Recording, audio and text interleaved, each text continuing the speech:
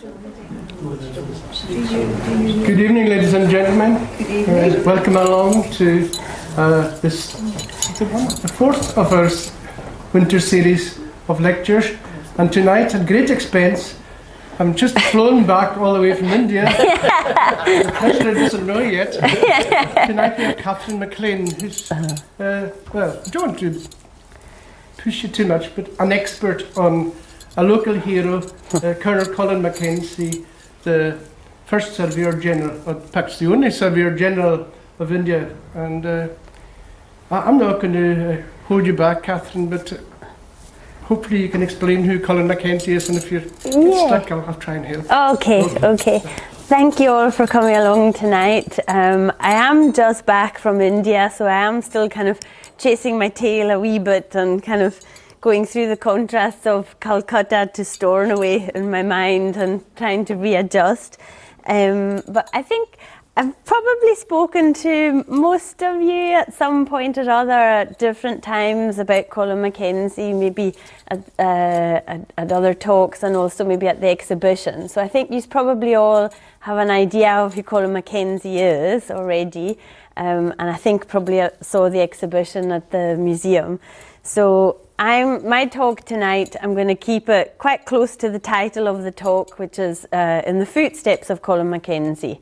But, you know, first of all, I'd like to say they're pretty big footsteps and quite a bit of ground to cover. So I haven't covered all of it, but I've given it a good go. So I've done quite a lot of travel and research in India on Colin Mackenzie. So tonight I'm just going to kind of take you through that journey.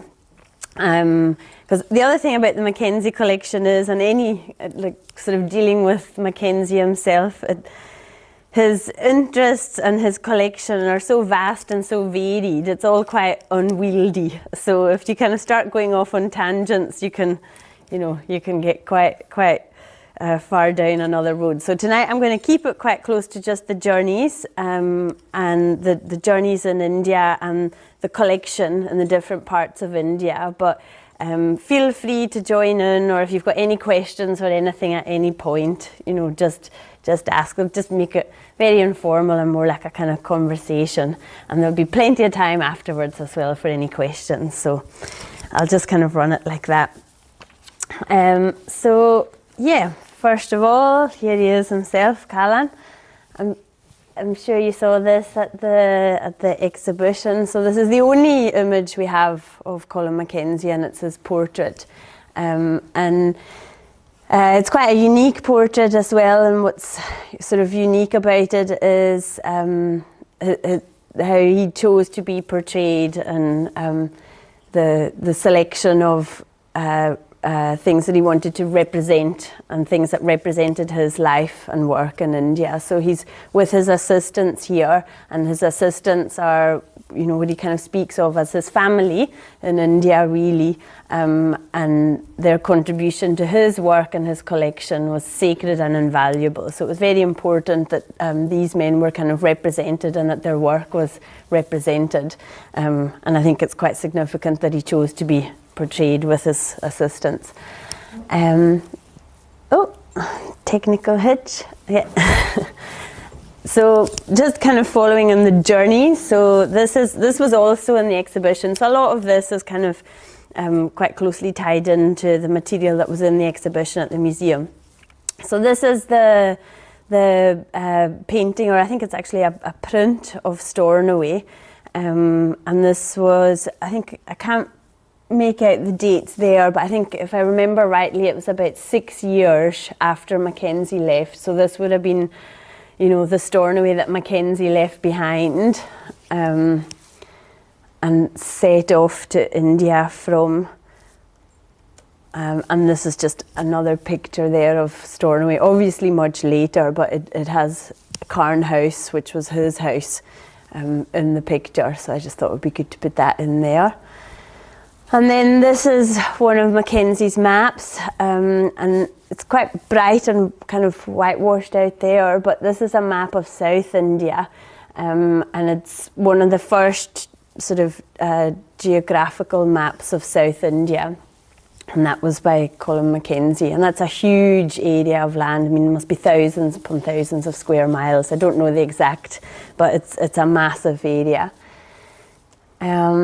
So my first journeys and researches into the collections were in Chennai, in Madras, or as it was known as, and this is the Oriental Manuscripts Library in Chennai. It's in the Madras University there. So this library, the Oriental Manuscripts Library, was founded on Mackenzie's collection and also another Scottish man called John Leyden. And John Leyden was a linguist and a poet, and they were great friends. And the Oriental Manuscripts Library was founded on both of their collections, so two Scottish men there. And one from Stornoway, obviously.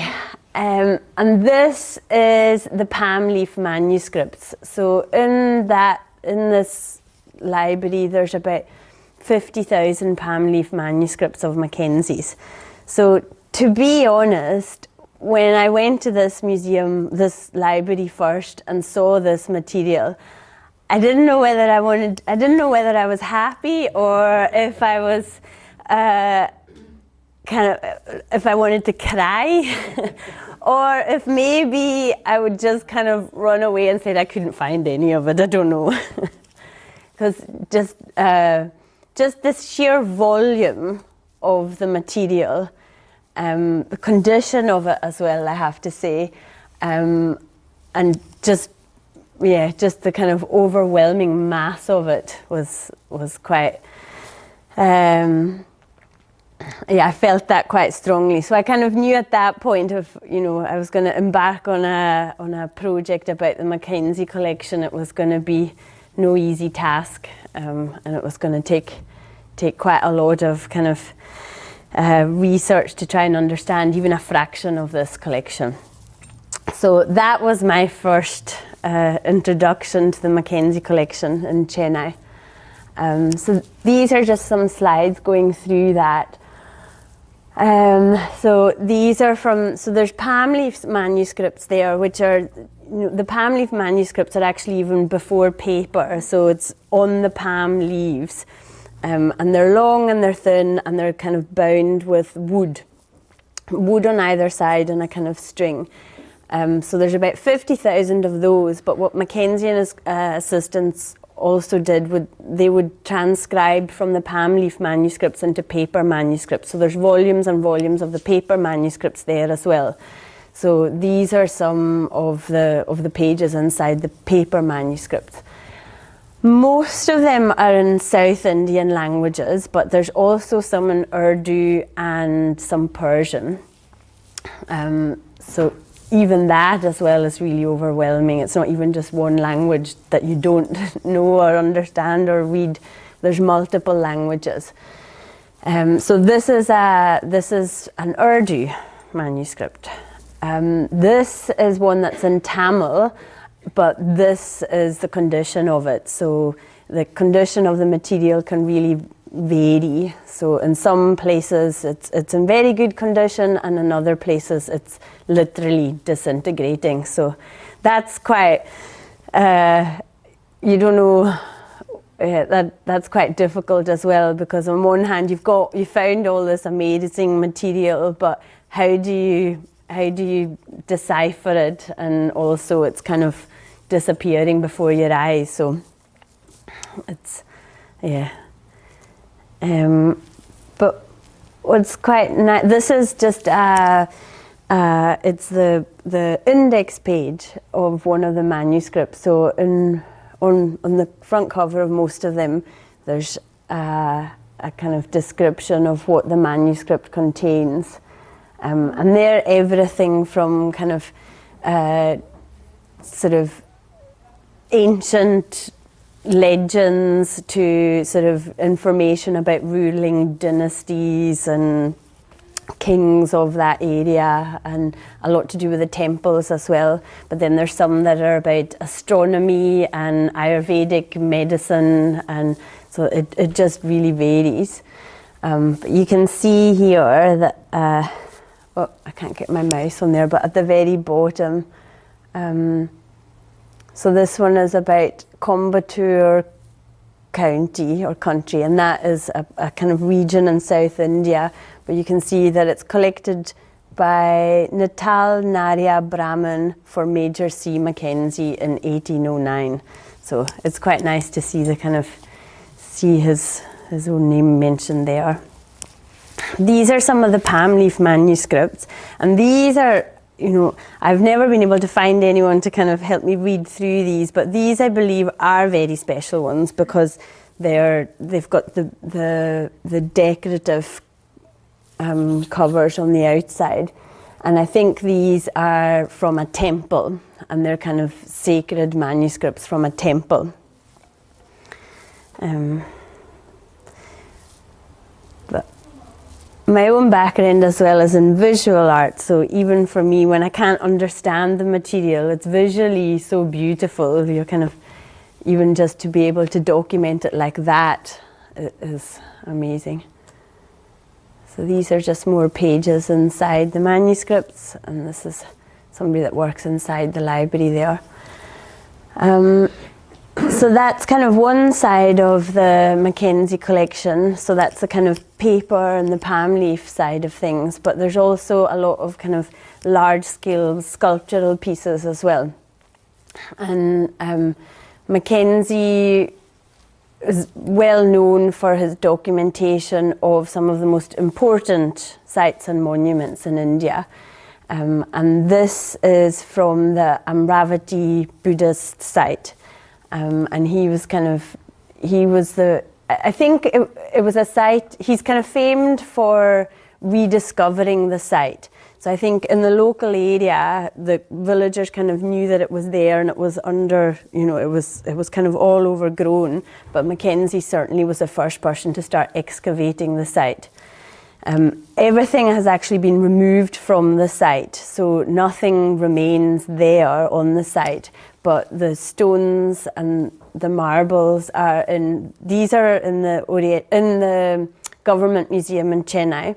There's also some in the Indian Museum in Calcutta, and there's also a large amount of them in the British Museum in London. So,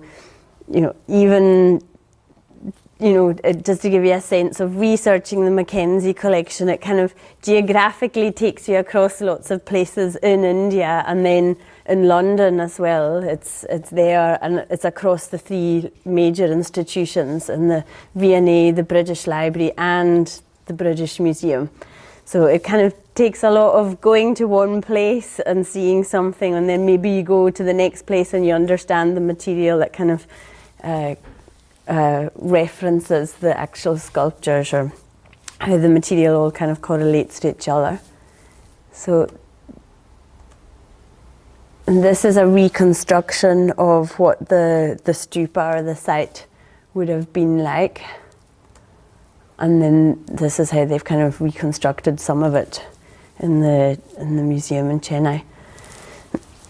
The other part of Mackenzie's career famously was his military career, and no doubt during his time in India there were some of the most significant battles that kind of decided the fate of India, and he was part of that kind of imperial machine through the military, and he was present at the Battle of Seringapatanam, and that was when the British finally took rule over India and South India, where they defeated Tipu Sultan.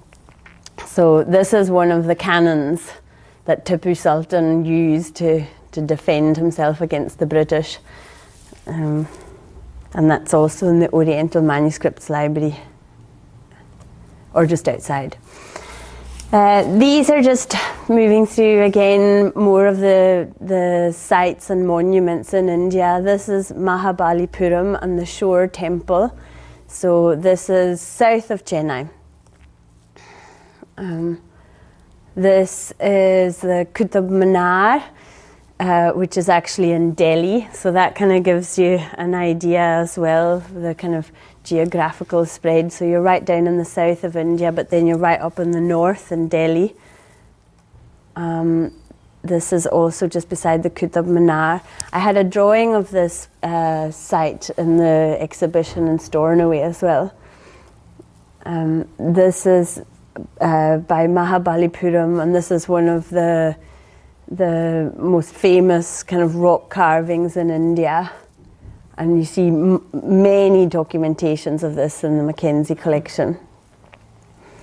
This is inside the Tanjore temple in South India. And this is actually Mackenzie's own drawing of the Tanjore temple. And this is actually one of his very first drawings in India. So I think he did this in the first kind of few months or maybe even weeks when he arrived in India. And this is inside that temple complex. And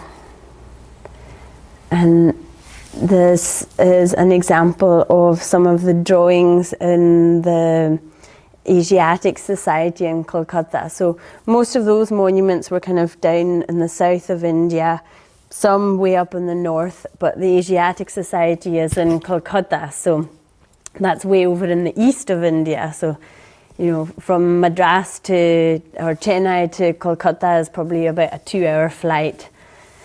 So just to kind of give you an idea of the journeys between.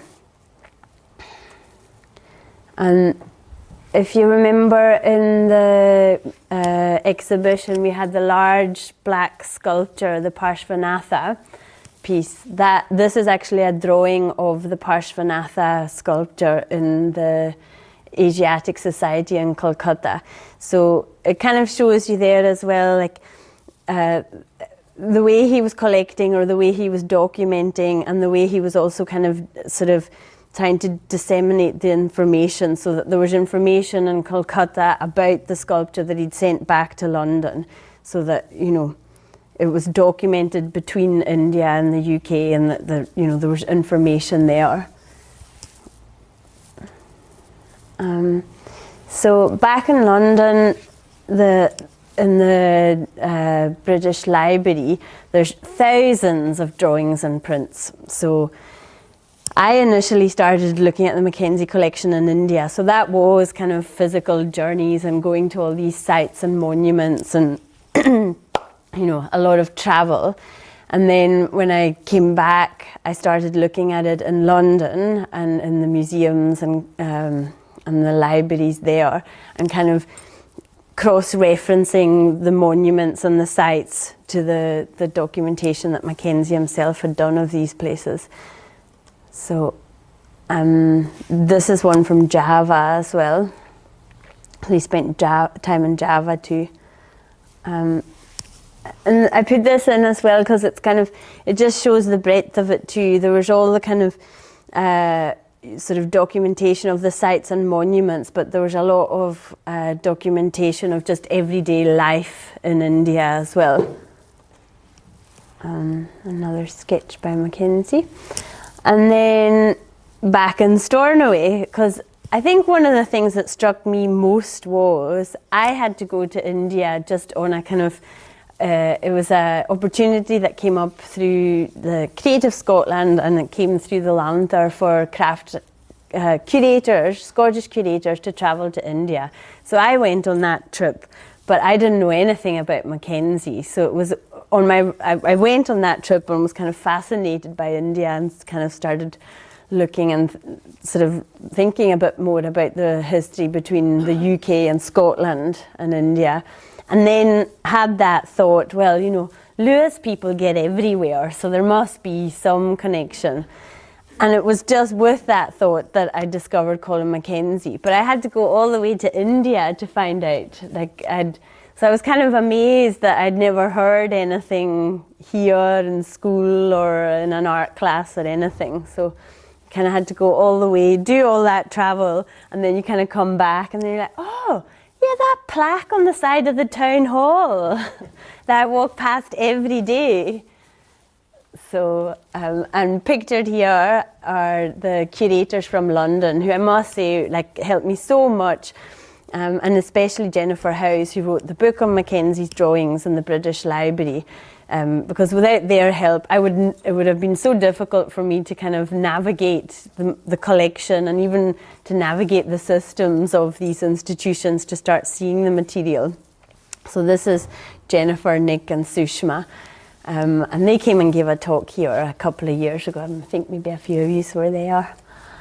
So yeah, the journey. So after doing all these journeys and going all around South India and East India, and then you come back and you think, oh, I've got to go to that place in the Brai. Because, yeah, so these were the last places that I went to to do my Mackenzie research. I had to travel far and then come back and you realise what's right on your doorstep. So all of that travel and that kind of initial research was what led into the exhibition that we just had at the museum. And then we were able to bring items from London to Stornoway, which seemed like an amazing opportunity and an amazing thing to be able to do. And I suppose the idea of the exhibition came about as well because reading through some of Mackenzie's letters and things, and realizing as well that the collection was so kind of scattered and very little had been done to kind of sort of curate it or pull parts of it together or present it in that way.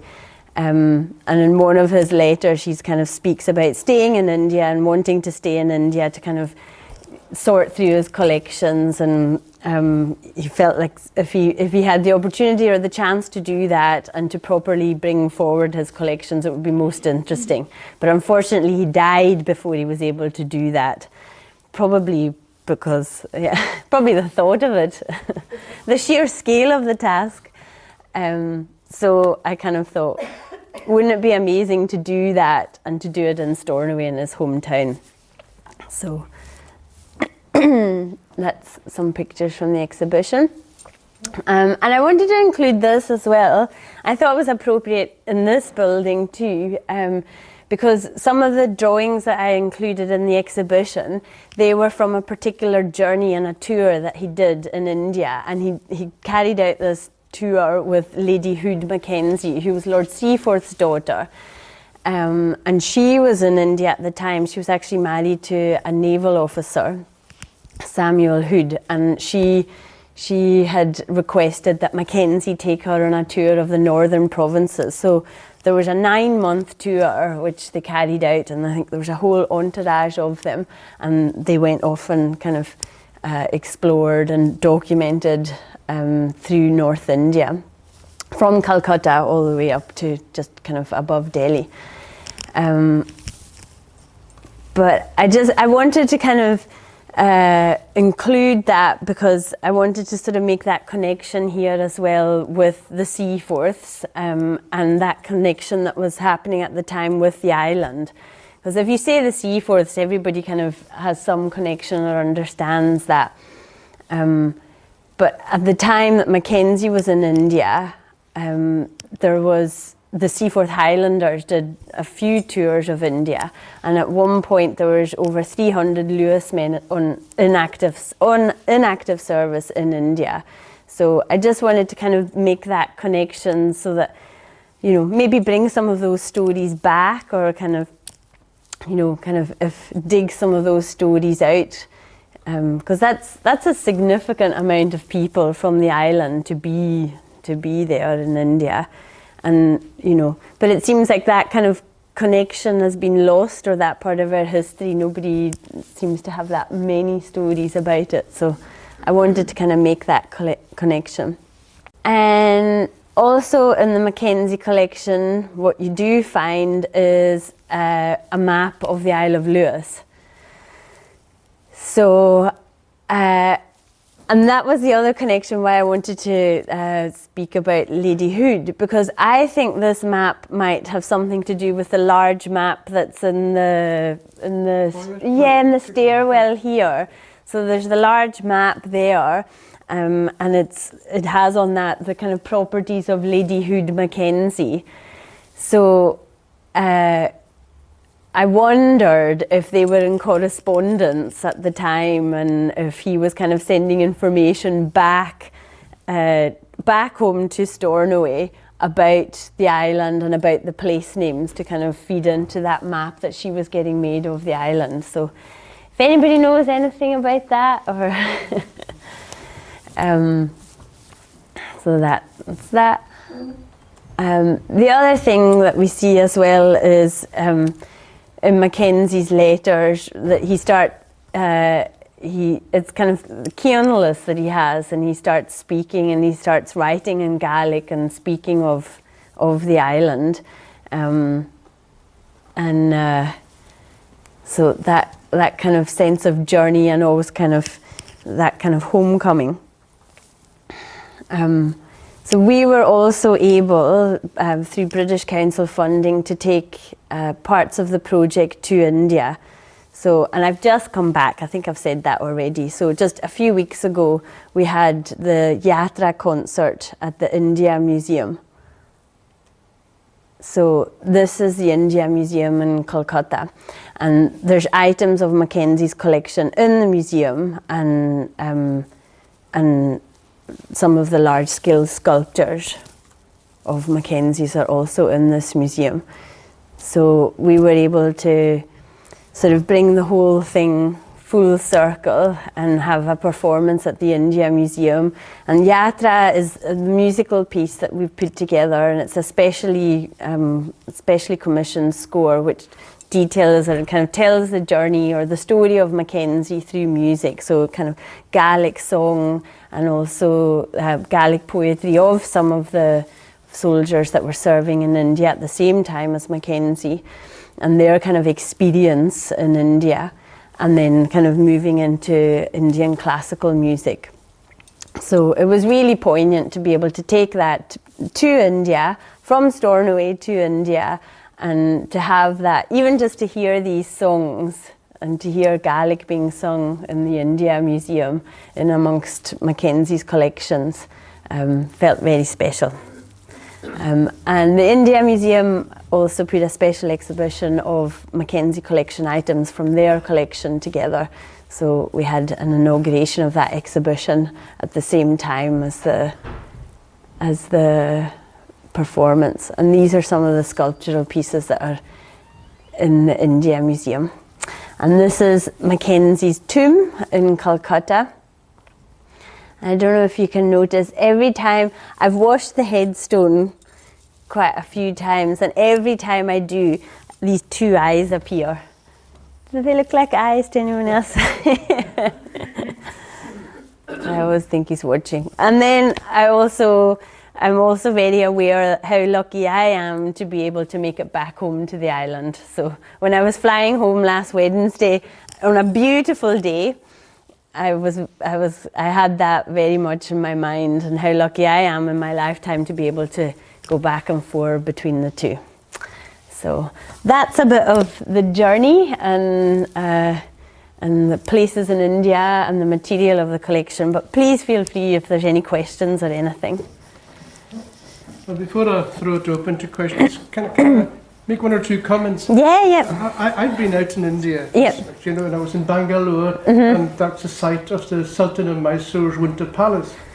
And if that's his Winter Palace, I'd like to see the real one in Madras. Yeah. And that was Tipu Sultan you mentioned. Yeah. He was an adversary of Col Colin Mackenzie. I don't think Mackenzie himself. No, it was a British Army Sea Force. Yeah. And of course the Battle of Assay, which the 1800 Louismen fought. What I was going to say is, it was such a vast country, people here can't possibly imagine what he documented in terms of the maps, without even going into the area of his collection. What I really want to find out is, he was a soldier. Where did he get the time, or was he given time off to go searching for all these number of artifacts? Well, he was a sort of engineer surveyor. So at times when it was, when there was big battles being fought, he was kind of in charge of the batteries and where they would position things, and that's what he was in charge of at the Battle of Seringapatanam. But mainly it was kind of when there weren't kind of theatres of war. He was surveying, the kind of, I suppose, newly acquired dominions and kingdoms. So that job was a lot of journeying and travelling anyway, and it was his job to kind of make the maps and also to do the maps sometimes for the armies. And if they had to get from one part of India to another, he would do the route maps for that. So I suppose he was doing these journeys and travels anyway. But I think the thing was that he was kind of he thought there was a lot more that could go into the maps, or there could be more maps of different parts of the kind of country. Just a supplementary, how long would it take for, to travel to and from the UK to India in these days? I think it could take anywhere between 3 and 6 months. Yeah. That explains a little bit why he didn't come home. Yeah. Well, I've seen in some letters, like earlier on, I think he was maybe about 11 years in.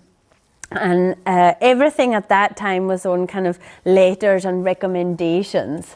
So he was writing to somebody to make a recommendation so that he could get a promotion. And he needed this promotion because at that point he couldn't even afford a fare home. So, he travelled out, but then he had hoped at that point to come back to Europe. But he was kind of stuck at that point because he wasn't even earning enough to be able to travel home. But then I think the balance tipped and he got more and more into his collecting. And of course, he was promoted. Yeah, he was promoted. Yeah. So can I open throw the audience out? Can I throw questions open to the audience? Miriam? I wondered how well known he might be in India. Would he be included, because of what he did, is he included in the school curriculum, or how famous is he over there in their culture? Yeah, he's not in the curriculum that I know of, but in Calcutta and in Chennai, he's a fairly well-known figure. Yeah. So if I turned up in Calcutta tomorrow and said I came from Stornoway. They'd know. Well, they would now. After the concert we did, they'd know. Yeah. So that. No, the name would be familiar to them. Yeah. But I suppose, India in any sense is vast and huge. So, people that were looking at this kind of area or subject or this part of the history, he'd be known. But Indian history is so vast. Yeah. I see your, I don't know how this works, the concert got independent review from a well-known Scottish writer. Oh, Val McDermid. Yeah. Going on YouTube she put up a review of it and was very appreciative. Yeah. Praised it very highly. Yeah, she was at the concert at the India Museum, which was amazing. Because there was quite a lot of Scottish writers over at the time. There was, because there was a literary festival happening in Calcutta. Actually, there was 4 literature festivals in the whole time, in the month and a half that I was in Calcutta. So they're very into their literature, but they had a contingent of Scottish crime writers over, and Val McDermid was amongst them. So she came to the concert. I really enjoyed it. Yeah. Great review. Yeah. Well worth having a look at on YouTube. Oh, I haven't seen that then. No, I'll have to see that. I saw what she wrote on Twitter, but I haven't. Maybe that's what I'm thinking. Yeah. But also a rather, not sure rich is the right word, but Eddie Hood Mackenzie and Colin Scott Mackenzie, 9 months on a trip. Oh yeah. I know. Yeah. How well did they know each other? Yeah. Well, I think there was quite an entourage. I think there was quite a group, and Mackenzie was married at the time as well, so I haven't been able to figure out whether his wife Petronella was on the trip or not. I think she probably was, but. Yeah, but the personal side of things is very hard to kind of document, it's very hard to get any information like that because very little is documented of the personal side. He seems to be quite quite reserved like that. Well, I come from Point Street as well, and I'm quite sure that everybody from Point Street is very, very reserved. Oh yeah. And I'm seeing a lady in the back laughing her head off. Yeah. Yeah. Didn't realise Colin Scott was old enough to have been out in India with Lady Hood. Yeah.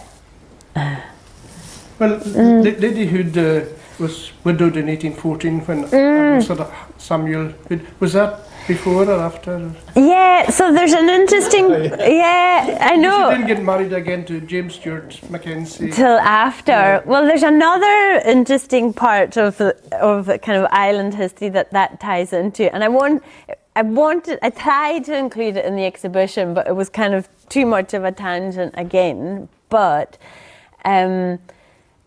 it ties in with the Bran Seer. So Lady Hood, she was Lady Hood. She was married to Samuel Hood, and he was a navy captain. And they went on this 9-month tour, and just after, I think maybe a couple of months after she came back, she was widowed. Samuel Hood, I can't remember exactly what happened to him, but he died. There might have been something to do with pirates somewhere, but he died, so she was widowed. And then just a few months after that, or a few weeks even after that, her father, Lord Seaforth, died. So then she also became the heir to her father's estates. And then there's the famous Bran Seer prophecy of your lands and all your sons dying before you, for the Lord Seaforth, all your sons dying before you, and then your estates and your lands being passed to a hooded lady from the east. So her father died, and then she returned home to the island, Lady Hood from the east, and inherited everything. Yeah, she had 4 brothers who all died in their 20s, Yeah. and all of them served in the army or navy. Yeah. And they all died in their 20s. Yeah. It's quite mysterious. Yeah. One was killed in action. Yeah. But the Yeah. father was deaf Kenneth O'Cullion. Yeah. Yeah. Yeah. He had scarlet fever when he was a child. Yeah. So all of these kind of connections. Any other questions? Yeah, Ken? When you commented on one of your earlier slides, you said you didn't know whether you should laugh or cry. Yeah. The one about the one with a massive number of papers, Yeah, yeah. which were all higgledy-piggledy there.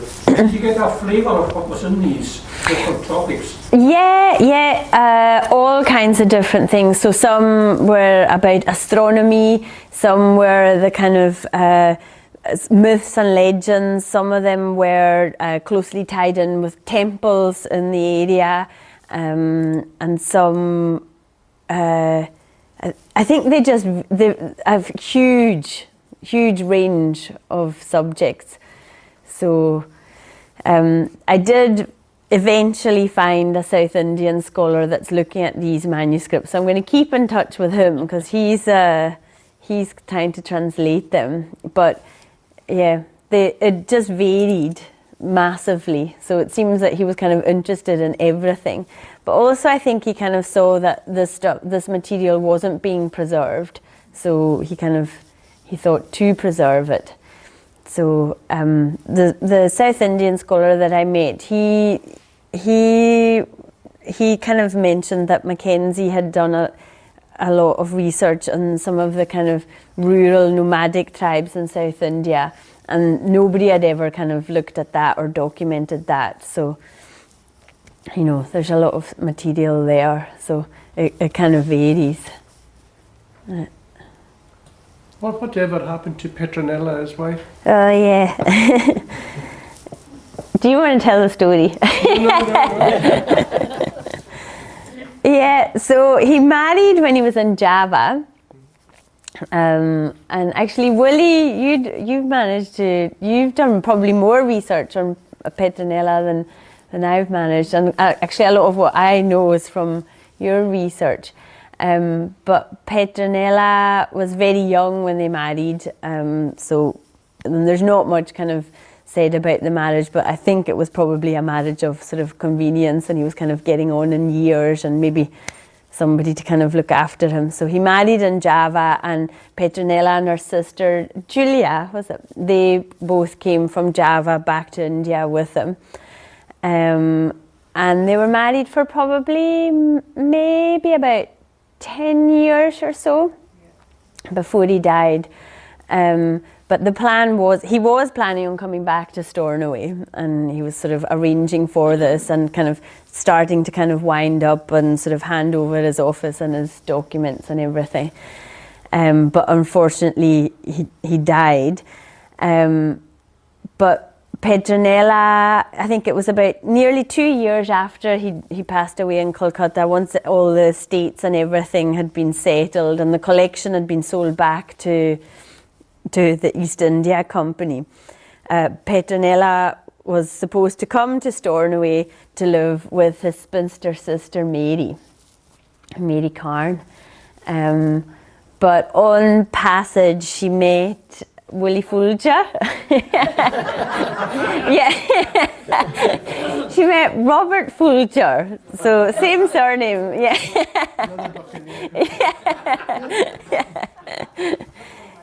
Yeah, well, is it one of your ancestors? Same part of the world, actually. So he came from Ipswich, and he was the aide-de-camp to the Viceroy. Wow. And he was said to be he was said to be a very handsome man. So they met on board ship as she was travelling back. So they married at Cape Town in 1823. Yeah. So she married en route back, and then I can't remember the name, but somebody was sent from Stornoway down to meet her in Southampton. And she got off the ship, but she said, I'm not coming with you, I'm not going to Stornoway, I'm married to this man now, but here's the fortune. So she handed over the money, and then went off and began her life with Willie Fulcher. Robert Fulcher. Yeah. Have you seen the portrait of her? She's quite good. Yeah, well, I do have, I didn't know if it would be appropriate to bring it up or not, but I do have the portrait. Can we move the slides? Can we do anything with this? Is there a technician in the house? Yeah. Because there's a drawing in the Mackenzie collection, and it's of a young lady smoking a hookah, but there's no kind of name or anything on it who it is. So I've kind of been looking at it quite closely and trying to think whether it's Petronella or whether it's Lady Hood. So this is Lady Hood, and this is Petronella, and she was very beautiful. And this here, yeah, this is the kind of a close-up of the drawing in the Mackenzie collection. So I've been trying to think like whether it's Petronella or whether it's Lady Hood. It's a likeness for both of them, isn't it? Both look like each other. They do, don't they? Yeah. But Lady Hood had quite a reputation, so I'm not, I think while in India, she was known to be very adventurous, and apparently she was the first lady to shoot a tiger. I don't know if that's true or not, but I've read that. So she was supposed to be quite adventurous. So what's that? The portrait of Lady Hood is much earlier. Painted about 1804. Yeah. And the one of Petronella, she actually died in 1841 in Brighton. She actually went back to India with her husband. And came back. And she had a family and children. But she died in Brighton in 1841. Yeah, she was quite young. She didn't. Only about in the early 40s. Yeah. Maybe she had a bad smoking habit, or yeah. So where is the one in the middle? Where is that? Is that in the collection? Yeah, that's from the collection. So that's in the British Library. No reference. There's no reference in it. So Yeah, so that's kind of what led me to wondering, well, I wonder if it could be Petronella, or if it could be Lady Hood, if it could be from that tour or that trip. Yeah.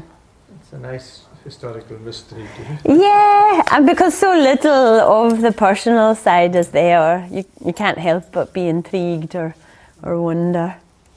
Did you say Petronella had children? She had children, yeah, and quite soon after they married. So I'm wondering if she's got descendants that can be contacted for any gossip. Yeah, well, Willie's managed to do that. Well, there's an artifact from Petronella's marriage. They have an ivory workbox that she was given to her when she returned to India with Mackenzie. That's it says Petronella Mackenzie on it, so I haven't seen a photograph of it, unfortunately. But they don't have much on Mackenzie at all. There's no letters or anything. Yeah. They haven't got anything. Yeah, I know. I just wonder as well, like he must have been writing home to his sister. Yeah. I'd love a bunch of letters to turn up somewhere. But everybody says that everything's been lost in the town hall fire. Yeah. Well, That's what I always... The Carn House was demolished about 1954. Yeah. Don't know what happened with, the personal effects of the family. Yeah. But it could very well have been in the town hall fire. Yeah. Yeah. So his sister turned into benefactress of Stornoway. Can you tell us a wee bit about that? Yeah, well, I think it was either you or Willie might be able to speak more about the will, but yeah, she inherited the fortune and she was very generous with it. And In Stornoway? In Stornoway, yeah, and amongst friends and relatives. Mackenzie himself he'd stated in his will that he had very specific intentions in his will, and especially around his assistants in India as well, that they be kind of looked after, and that a percentage of the fortune was to go to his assistants and their families, because he had employed them for years, their whole lifetime. So these families were dependent on Mackenzie, and he was aware of that. But also there is a note to not to forget the pensioners in Stornoway. So he was, he never lost that connection at all. And there's another letter where he was talking about lamenting. I find myself in the midst of the Lewis forest, wailing the absence of heroes and chieftains long since departed. I was delighted to find out that the Lewis forest is actually lochs. So that's what they used to call the park. Yeah. So I'm originally from Loch, so I could relate to that, like thinking about lochs in India. Yeah, so he always had that island connection. Well, of course, the Mackenzies came to Lochs first before they moved into Stornoway. Yeah, yeah. And the Seaforth, yeah. They had their lodge down there. Yeah, Seaforth Head, yeah. Yeah, and it's interesting as well, like in one of the slides it had Colin Mackenzie and it was a Seaforth crest he had. So, that's a manuscript that he had in India and quite late on, but he didn't put in it, Surveyor General of all India or anything. It was a Seaforth crest that he put in it. So he was still identifying with himself as a Mackenzie. Yeah, that title comes from the book. Yeah. About his life. Yeah, yeah. And of course, you've got to remember the Seaforth Highland, one of the badges was an elephant. Oh. From the Battle of Assay. Oh, okay. And they wore that. Yeah. If you go online, you'll find Seaforth Highlands, you'll find this elephant badge. Yeah. With Assay underneath it. Yeah, yeah. I know in Assay place in Stornoway, I had no idea that it had. I didn't even know it was a place in India when I was growing up. Well, there's no local history taught in schools. Yeah, yeah. It is nowadays. Is there? Yes. Good. Yeah. Yeah, because there's fascinating stuff, and I think it's really important as well because, it's global stuff. It's like global history. It's world history, and people here that played an instrumental part in some of that, and Well, do you think that he was educated here? To be able to, all the mathematical genius he was. Yeah, yeah. Plus having the ability to organise people to collect things for them and to understand them. Yeah. A phenomenal ability he had. Yeah.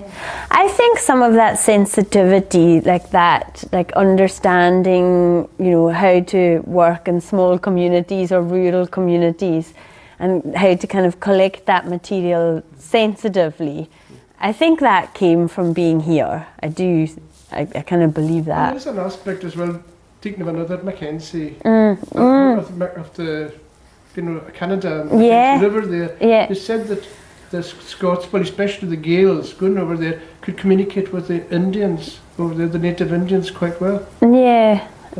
Far better than those in French or English. Yeah.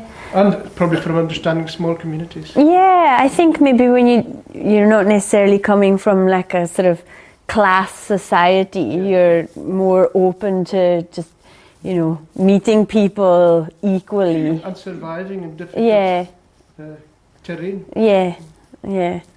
What about Mary Carn's funeral?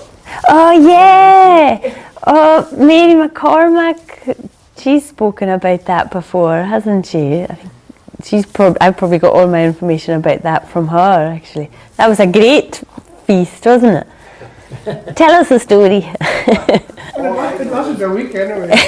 All I know was it was a huge funeral, Uh-huh. and it walked to the bride with it, Mm-hmm. and 2 days later they were still carrying the boys back from the party. Using the beer. Yeah. On the beer. Carried her down. And there was that much food after they left. All the Ross rushed in and finished off the stock.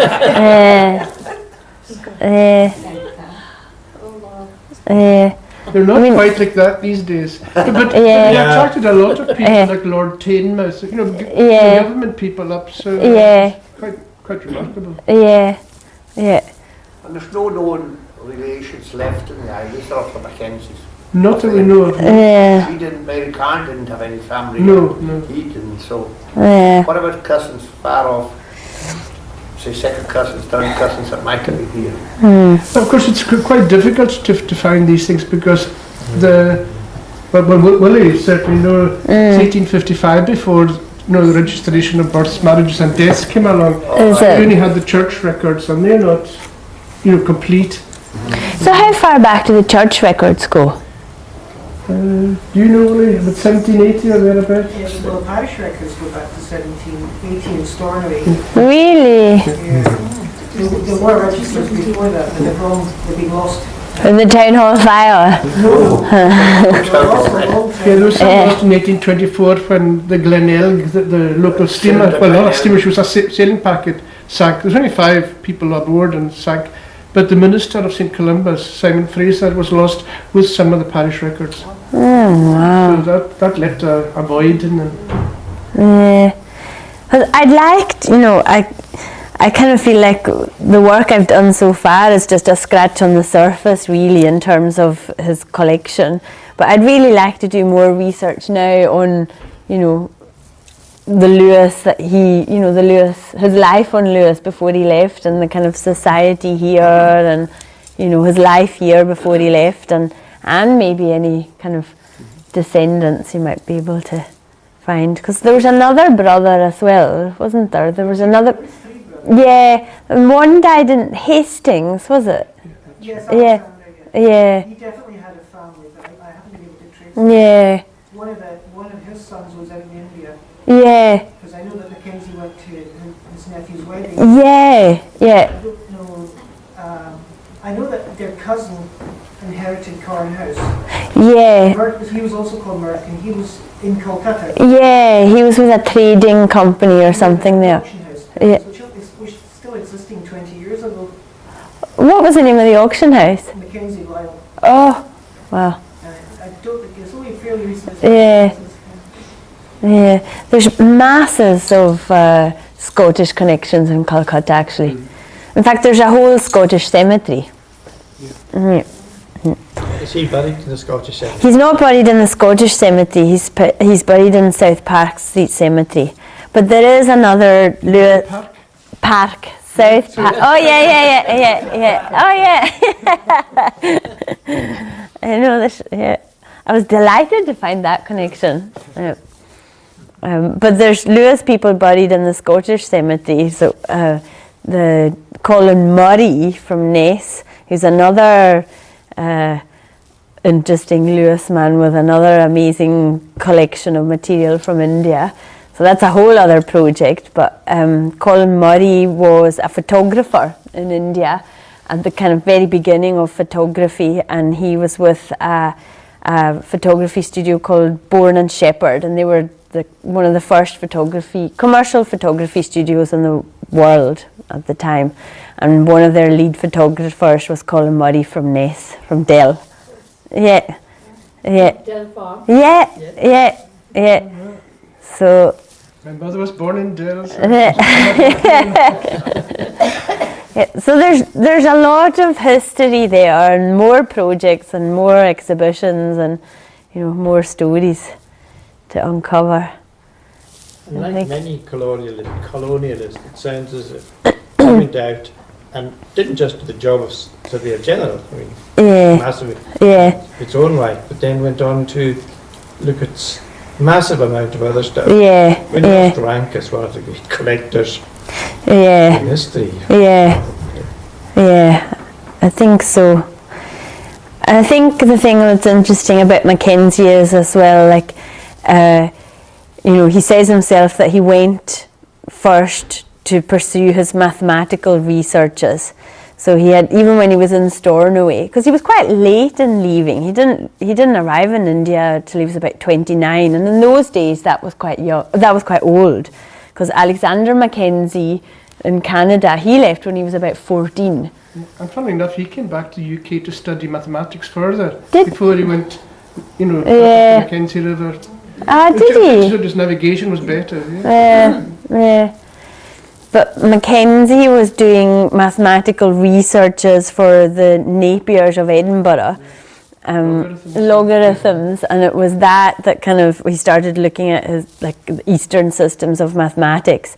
So it was with that in mind that he went to India. And when he went to India first, he went and he stayed with Lord Napier's daughter, and they had kind of plans for a mathematical college and all of this kind of thing. But then, his passage, if you like, to India was through the East India Company and the military, and then he kind of got called up for service, and his journey like that began.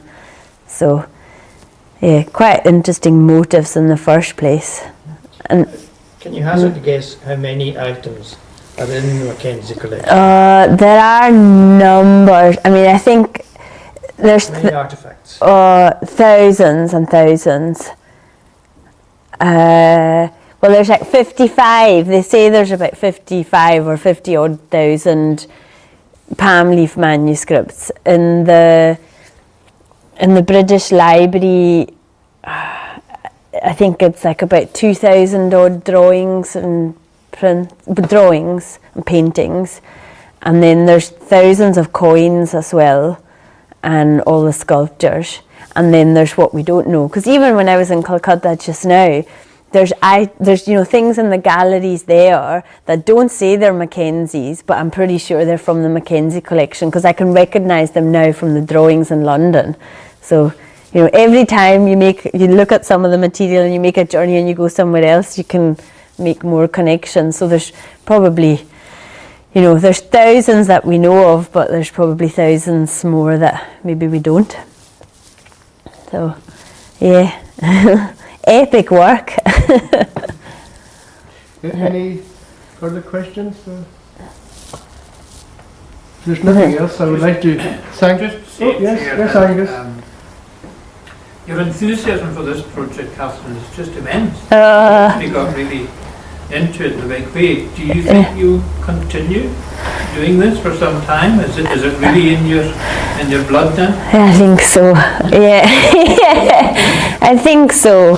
The last few years have been really intense trying to pull the exhibition together, and I'm I'm just so delighted that we managed to do that and bring that to Stornoway. But I'd like to carry on now, and I like doing things like this as well, because there's so much, information that, organisations like the Historical Society have. So there's so much more still to kind of come out.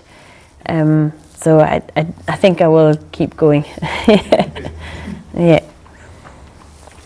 I saw you photographed in India as well. Was that a tartan sari you were wearing? Oh yeah, it was ancient Mackenzie. Oh yeah. Not hunting. No, ancient Mackenzie. It was a Sandra Murray piece actually. Oh, really? Yeah. So I was absolutely delighted to be able to wear that. But it was roasting.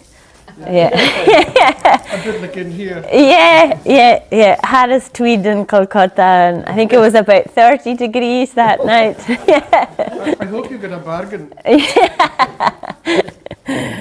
Well, Catherine, it's been a delight to have you along, and thank you for preparing us, preparing the speech and giving us such a marvellous array of wonderful slides. Thank you very much for coming along, and I hope everybody that came along enjoyed it. The next meeting is in here is the AGM, and that will be I can't remember the date. It's the last Monday in March, and there will be speakers afterwards. Sandy Matheson and some other guy who'll be sitting in this chair. So I think Sandy will do most of the talking. Thank you all. Thanks.